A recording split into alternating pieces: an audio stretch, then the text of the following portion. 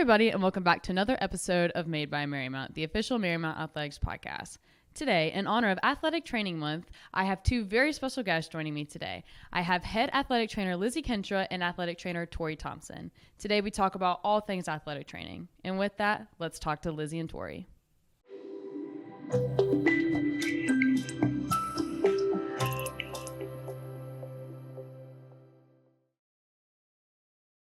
Hi, everybody, and welcome back to another episode of Made by Marymount, the official Marymount Athletics podcast. Today, I am joined by two special guests, Lizzy Kienstra and Tori Thompson, our wonderful athletic trainers here at Marymount. How are you ladies doing today?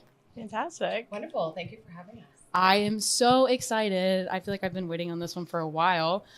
Elephant in the room. Happy Athletic Training Month, ladies. Thank you so much on behalf of all student athletes here. I think I can say this with my whole heart for everything that you ladies do and our other athletic trainers. We would not be who we are without you guys. Quite literally. I know I've spent a lot of my time as an athlete on that table in there and gotten a lot of help from you guys. So before we get rolling, I just want to thank you on behalf of athletes. And now let's dive into you guys a little bit. Let's have some fun. All right. Like I said, I start every podcast out like this. How did you get here? What brought you to Marymount? What got you essentially in this chair today? What brought you here? You can go first. My story's pretty short. Marymount was my first job as a certified athletic trainer. Aww. So I started here last August. Again, that was my first job. I graduated my master's program from Shenandoah in 2023. And then before that, did my undergrad at Coastal Carolina in exercise science. Really? Yes. I did not know you went to Coastal. Yeah. I'm from Columbia. Oh. So I know Right. Coastal kind Yeah. of well. Like I spent a lot of my How did I childhood- not know that? I always say I'm from Richmond, but I was born in South Carolina. Oh, so okay. That's cool. I did not know that. Yeah. Aw, sweet. Okay, so you were right down the road essentially at Shenandoah. Yes. So, and then I guess an hour away? Yeah, originally I'm from Maryland. Okay. So I went down to Coastal, spent my time away for my family, and then I kind of migrated back. Right. Yeah. All right, Lizzy, how'd you get here? I worked in Division I college athletics for a handful of years and then left that and kind of tried to find what I had more of a passion for. I love the college athlete, both working with them in the college atmosphere. And I, through connections and just reaching out, I have family out here, moved out here, and then found Marymount and the position and applied for it. And I thought that, working with a program, being able to grow both with student athletes and the sports medicine program would be amazing. And then working with the Division III college athlete is so fun. I know Tori can say this too. Both seeing everybody in their sport atmosphere and then getting to see you guys on a regular basis, working the games, going to the games, supporting your other student athletes, and seeing you guys develop, get your internships and talk about classes has been so fun. So came into this, my family's here and we're having a good time.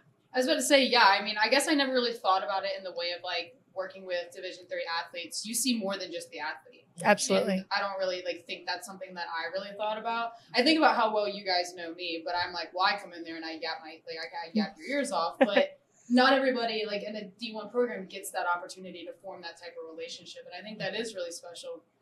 We'll touch on this later, but the relationships that you guys have with students, you probably know them better than they know themselves sometimes. Sometimes. Yeah. And we get to hear some of the tea and be there to just be the sounding board and, sometimes contribute. But yeah, no, it's both the campus and the student athlete environment here. Everyone knows everybody else. And I think we love to provide a safe, comfortable space for people to not only get treatment, but just in passing in between classes, they can stop by and hang out. They can get some stretching. They can just see what's up. And then with the bag field that people use recreationally when the weather gets nice, it's just a good center point to get a lot of student athletes to come by and just chill. And so, yeah, we get to hear more from them and get to know more about what else is going on in life outside of sports, which is fun. Yeah. So with that, last year, because we'll touch a little bit on this year, but last year, overall, very good year for Marymount Athletics as a whole. And we couldn't have done it without you guys. What is it like having, you see these players in and out of the AT room. I'm saying your office, which it is your office. That's weird calling it your office. In and out of the AT room, battling injury, battling soreness, whatever it may be, and you come out and you see their team or their individually accomplish, that overall goal. What is that, like on a sense of like, you helped them, but you always knew that they were capable of it. I mean, it's very fulfilling, right? That's like why we do what we do. Yeah, that's like the only thing that sometimes keeps you going is that, I mean, you have a really hard day, but then you see your athlete out on the field and you're like, look how good they look, right? Like it just makes me happy to not only see them thriving in the environment that we now created through rehab and treatment and things like that, but then again, just like back interacting with teammates. Like we talk a lot about part of your identity is your sport. Right. And when you're taken away from that, sometimes you can kind of lose a piece of yourself. So you're back in the pool, on the field, on the court, wherever you are. It almost is like they regain a piece of themselves. Right. And rehab can last anywhere from, like a couple weeks to quite a few months. Right. So I think it says a lot, which also goes unnoticed for those athletes to be rehabbing for that amount of time, right, away from their sport, not being able to do practice and still having the motivation to come back and get back to where they were before their injury. Like they work very hard and not everybody gets to see all that. So I think that's very impactful for us. I'm usually nervous when it's like a long-term injury and they get back onto the court or the field or wherever, because I want them to do really well. And they do, but it's like a good nervous. Right. Like you've prepped for this whole entire time and we've been your cheerleader and we can't be the one that's like, yeah, you did it. Like we can't be that number one, like loudest person. Right. But we've seen all that work and we want you to understand and be able to see full circle how far you have come because we've seen it as well. So that's, one of the most fulfilling moments for sure. Yeah. Tori, you mentioned playing a sport like as part of your identity. And I'm sure you guys see this firsthand, like injury or whatever it may be. Maybe it's not an injury, maybe it's a way you're feeling about your sport. Because like you said, people come in and, it's a safe spot for a lot of athletes. And they come in and they express, negative feelings about what's going on within like that sport. Like, what is your way to help? Because not only are you helping bodies, you're helping minds. And you guys know that too. But what is your way of picking up an athlete? Like, those negative attitudes where you're losing that little bit of your identity. Because for a lot of us, like, this is, a lot of who we are. I mean, I'm not going to say it's everything for a lot of athletes, but for a lot of athletes it is. Like, this sport is something a lot of us have done our whole lives. And then you have these negative feelings, whether it be you're not performing well or you're getting hurt. And, we come to you guys. What's that sense of, no, you can do it? Like, where do you guys stem from that? Yeah, I think knowing your athletes is a really big part of that. Obviously, it's easier when you are somewhere for longer and you can build those relationships, but a relationship can be built in a week of rehab if you try, right? Yeah. So part of it for me, I think, is determining whether being on the sideline and not practicing is more beneficial for you or more hurtful, right? Some people still love to be in their team environment and they want to be around everybody even if they're not actively playing their sport. Others, it kind of makes them feel worse, right? They are realizing that I'm just standing here. Everybody else is having fun. They're in the drill. They're doing the thing.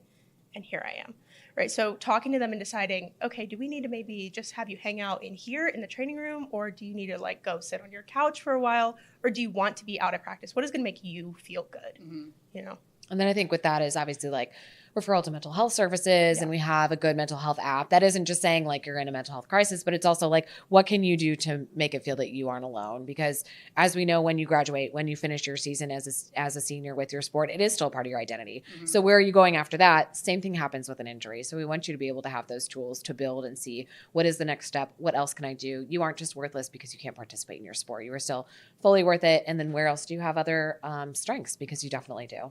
Yeah, and I think, when you talk about like having, like you graduate and that the identity is still a part of you. Yeah, I mean, like I'm going to walk out these doors in a couple months and be like, yeah, I swam for 4 years at Marymount University, and I'll say that for the rest of my life. Like it's something that I'm always going to have for myself. I mean, Jacob and I talk about it all the time. He still talks about his like baseball career, and as most people do, like you just talk about those 4 years forever, and they are influential to like the rest of your life.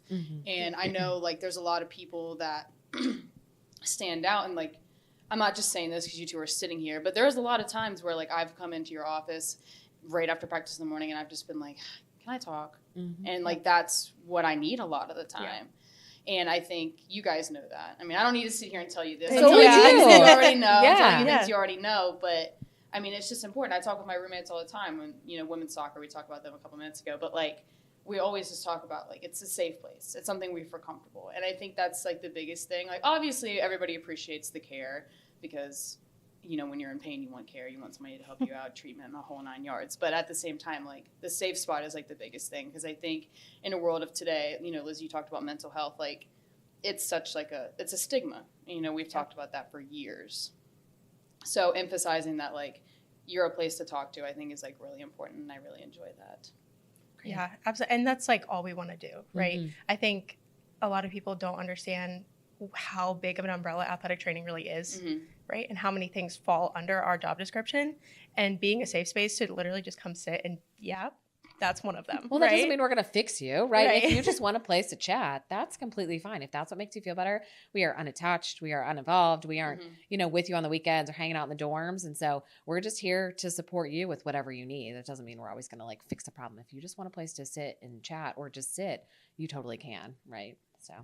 So I was going to end with this, but now I'm going to kind of, like, continue this, and this will eventually end us. So I want to reflect on a little bit of times here in the last year and a half. I guess we're about a little over halfway through this year. So I'm going to ask you some questions about, like, it'll pinpoint certain teams, and then we'll have, like, I'm sure some memories will, like, pop up. So that's kind of like where I want this to go. Yeah. So what team is probably in the AT room the most as a whole?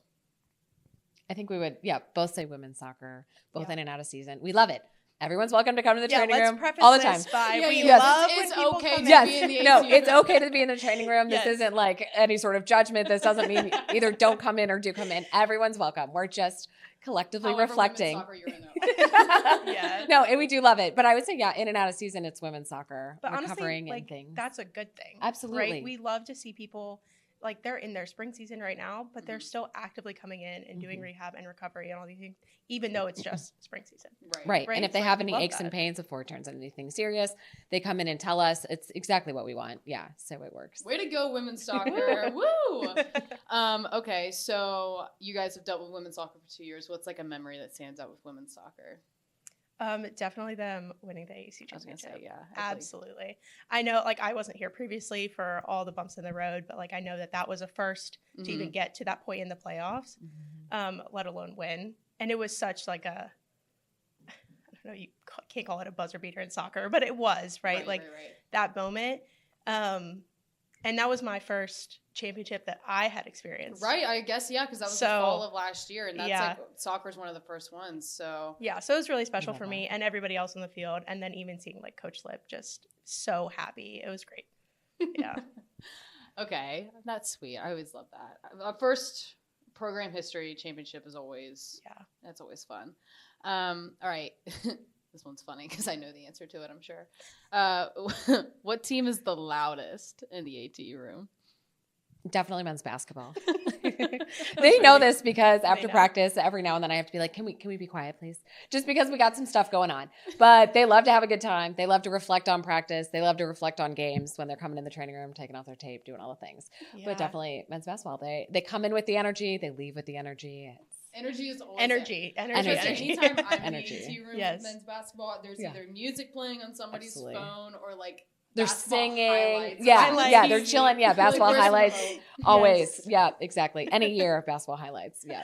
Yeah. That TV has always got some basketball Yeah. highlights. And it's on, like, volume 86 the whole time. Yeah. That is so real. It's either, like, some Disney movie or basketball highlights. Yes. Yeah. That is it. That's the only thing on that TV. Yeah. And they're just chilling. Yeah. Okay, this is a new one. I didn't tell you guys this one. So you guys have done some traveling with some teams. Who is the most, like, entertaining to travel with? I think for me, it's got to be men's lacrosse. I can see that. They,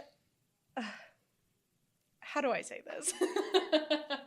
They've always got something to say. Lively. Right? And usually it's pretty quiet, but every once in a while, if you tune in, you pick up things and you're like, that was funny. That was kind We of love funny. that. We love that. Yeah. So, I mean, I sit at the front of the bus, so, like, I don't get too involved. Like, But every once in a while, I'll take my headphones off. I'm like, what are you guys talking about back there? We love that. Yeah. Yeah. What about you, Lizzy? I don't really want to answer. I have a good time with all the sports that I travel Okay, with. that's fair. We're going to be a little passive, but I do have a good time with all the sports that I travel That's with. fair. I think every sport has a different personality. And Yeah. so it's a matter of just, kind of listening to like how they vibe together as a team Yeah. and how they work together. Yeah. So all of them are fun. So All right, what team is not most likely to, but what team comes in like the most last minute? Maybe to get taped for practice or like to come in for like their rehab exercises before practice. Like which team is like men's lacrosse. That was a very quick men's answer. lacrosse? Gotta lock in, guys. We love that. No, we love that they come into the training room as opposed to waiting to going out to Longbridge. Yeah. But they do typically come in like 2:45 when the buses leave at 3 or 3:15, right? So and they're like, buses "Hey, are I loaded, sprained my they're, like, ankle walking in." yesterday. What do we do?" Yeah. Yeah. So, but we love it. They're coming into the training room. They're doing what they're told. They're reporting their injury. All those things. We're getting there. We're getting there. Absolutely. Hey, a win is a win. Absolutely. Am I right? Right. And they come in the next day with appointments and doing the rehab and all the Right. stuff. Yeah. And I think that's the most important part of it is like if you come in really late and I say, hey, we literally can't deal with this right now, but make an appointment for tomorrow, and they do. Yeah. Amazing. Love it. Love Absolutely. Mhm. Yeah. Okay. I guess we could probably pinpoint student athlete for this one. Which student athlete comes into your office to just sit and yap the most? Do you think? That just comes in, sits down in like an empty chair, and just sits for like hours. I would say a few women's volleyball players. Yeah, I have and a few, I and feel a like. couple baseball players. Oh, really? Yeah. Yeah. Okay. Does it change throughout the season? It might change throughout the season. Right. Yeah. I feel like we don't You see know. volleyball in the spring. Right. Right. But in the fall, Yeah. they're ready to decompress in one of our chairs. and Right. just- yeah. Talk about life, where they living, Yeah. what do the apartment finds look like, Yeah. and just all the things. Whereas like the flip flop is like we'll yeah. see more baseball players in the spring who again just Right. want to like take a second and sit down. Right. You're in Yeah. between class and, Yeah. hitting in the cages and whatever. So, yeah. And so it is like handful. if you're down in the downstairs of the Leaf Center, it's just I might as well go see. Might as girls. well. I mean, Right. what else is down here? And we have a chair. Right. What else is down here? We're here. In the back corner. Yeah, Yeah. absolutely. Every time I just want to cut through the pool. I'm like, ah. I know. dragging my I know. feet. We do love our space to be fair, but yeah, I don't it is a blame little you. bit of a detour. Yeah. So a little well-known fact, if you're not a frequent visitor in the AT room, we have two special guests. I feel like I see one more than I see the other, and they both belong to you two. Oh, Yes. we do. I really Yes. think I Yes. Oh my I God. forgot. A little guest for those. Our that little don't know. mascots. Okay, yeah. So the love of my life is a little poodle, my standard poodle Charlie, and he visits every now and then when we have a few hours for like a decompression for the student athletes and for myself. But he'll come by and sometimes do some zoomies on the backfield and sometimes just say hello to the frequent visitors. Absolutely. So Charlie's my the puppy. best. I'll be rolling out, and he'll just come and he'll sit next to me. Absolutely. Makes me feel so much better. Yes. That's why we have him. He's just checking up on everybody. Yeah. Yes. Mhm. And little Oakley. I'm like crying. He's a king. He's a king. I walked into the AT room. He's and such a just king. Sitting on Tori's lap, I was like, Yeah. hi. Oakley the king. I'm dead serious. I yeah. will say he's mischievous. And Yeah. nobody else realizes it. At home, he does not act like how he acts here. He puts on a front. Absolutely. With those eyes, he knows. No, he does. He's very mischievous, but he is my favorite. I also have another dog that nobody really knows about. I have a, yeah, right? I have a pit bull. Her name is Coco. But she's a little crazy, so she stays home. That's fair. That's fair. Yeah. Yes. That's fine. I trust your judgment. She's a little crazy. She probably just likes to. See, and it would be Definitely. fun, but sometimes when it gets too busy, like we can't. Well, we know Charlie explores, right? So, and he all he does is sleep all day anyway. So his energy level is still down here, even though Did he like wander into the weight room? I was He gonna say, did no, once. did you hear the story? He went into media day. he went into media day. He went to women's wrestling media day. He had his. Yeah, I wasn't paying attention. And he was like, and he usually doesn't leave. Like part of his training is that you don't leave the door threshold. And he was like, no one's watching. And so he left and I was full on evaluating an athlete, right? Not paying attention. I took care of him. And then I was like, where's the dog? Went down to media day, went back to wrestling coaches. He ate out of the women's wrestling coach. He was like, I was eating in a burrito and I just kept putting it in the trash can and the dog just kept eating out of the trash can. And then made his way back. And I was like, oh my God, where's my dog? And he just came. He just came back. Yeah, so excited. He just came back. Hey guys. He just needed Nobody a walked him second. back. He was just good. He just needed Yeah. a little second. To Yeah, himself yeah, he as just well. he needed to explore a little bit. He needed to decompress. Right, exactly, right. He was overstimulated. He was like, y'all need me all the time. Right. And then he came on back and then he was good to go. So, yeah. So, here we are. We learned from that experience. I haven't seen Charlie in a while. I wonder why. Oh my god. Yeah. Okay. That's so funny. Mm-hmm. So to kind of like trail off here, again, obviously as an athlete and for somebody that has a microphone in their hand and can speak on behalf of student athletes right now, thank you guys for everything that you do. Also to Shay and Alicia, like you guys do everything for us. You were, a lot of the backbone of our teams here at Marymount, and we would not be, a successful athletics program without you guys. I want to ask you one more question. If you could, I see this a lot on social media, so kind of like work with me here a little bit on this one. There's a lot of like misconceptions about athletic training. What's one that you want, a myth maybe per se, that you want to like bust in a sense now? I know a lot of people think that athletic trainers are personal trainers. And so I think with that, like, number one, we aren't personal trainers. Yes, we can do rehab and we do know about like programming and stuff. But I think athletic training is so much more than what people see on the sidelines. Mm-hmm. So easily you can tell someone like, yeah, I'm the person that runs out on the field. But telling people that like, even though we are in an athletic training room in a high school or in a college or something like that, we're still a healthcare provider. So even though you see us, you're still seeing a healthcare provider. You aren't just seeing somebody on the street. It's still in your healthcare team, just like you would see a doctor for an appointment.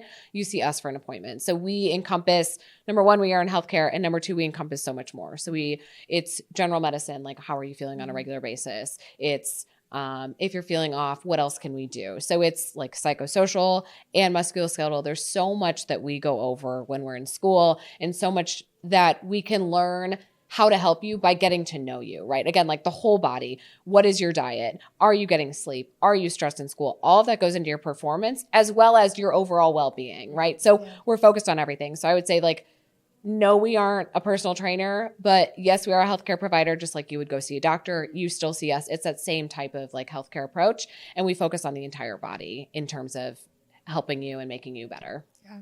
So like, whereas we are not considered a mental health professional or a nutritionist or anything like that, we have knowledge in those areas, right? Those are a big part of our schooling that we do.